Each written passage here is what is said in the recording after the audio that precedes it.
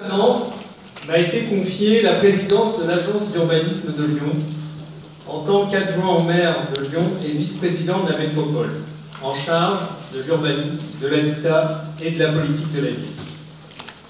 J'avais eu jusqu'alors l'occasion de prendre conscience de certains des dossiers réalisés par l'agence.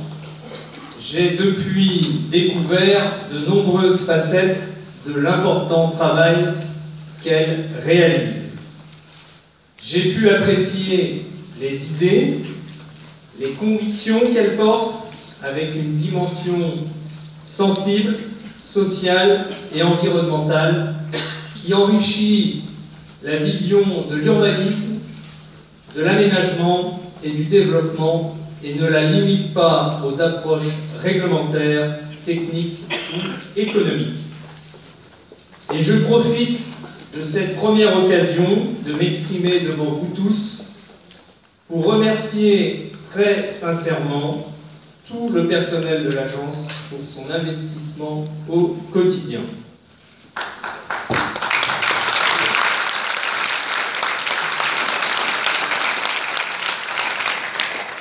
J'ai aussi rapidement apprécié l'importance et la qualité du réseau national des agences d'urbanisme. Et c'est donc tout naturellement que j'ai répondu à l'invitation de son nouveau président, Jean Rotner, maire de Mulhouse, à rejoindre le bureau de la FNO. Jean, je te remercie pour ta confiance et je témoigne aussi du plaisir que nous avons à nous retrouver présidente et président d'agence d'urbanisme au sein du bureau, ce qui tient à ne pas en douter à ta personnalité. Et c'est sans doute avec l'insouciance du président d'agence d'urbanisme fraîchement élu que j'ai porté l'idée d'accueillir à Lyon, dès 2015, ce grand moment qu'est la rencontre nationale. Mais il m'a semblé qu'il y avait là une belle occasion de questionner la communauté professionnelle des urbanistes sur les changements importants auxquels nous sommes confrontés. En préparant cette rencontre nationale et en lui donnant pour titre l'individu créateur de ville, nous avons souhaité partager nos convictions avec vous. Il ne faut plus penser et faire la ville pour, mais avec chaque individu qui la compose. Lors des 35e rencontres, le ministre et la secrétaire d'État en charge de la politique de la ville ne nous ont pas dit autre chose.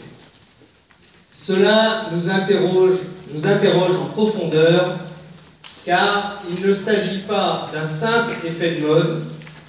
Les agences d'urbanisme doivent s'engager dans un renouvellement de leur mode de faire et donc de leurs compétences pour répondre au mieux aux difficultés des territoires.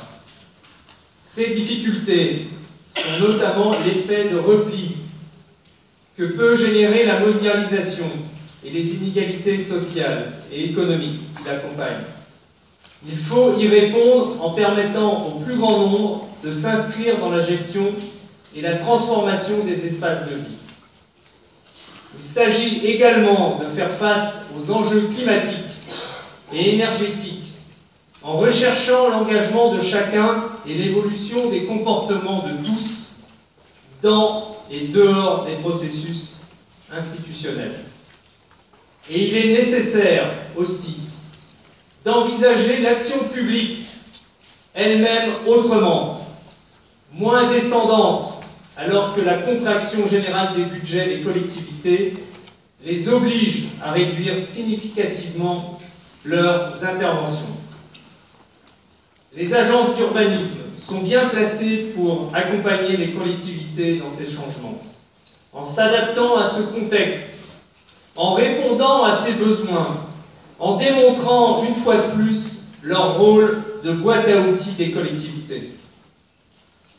Nous avons souhaité pouvoir vous accueillir dans différents lieux de l'agglomération.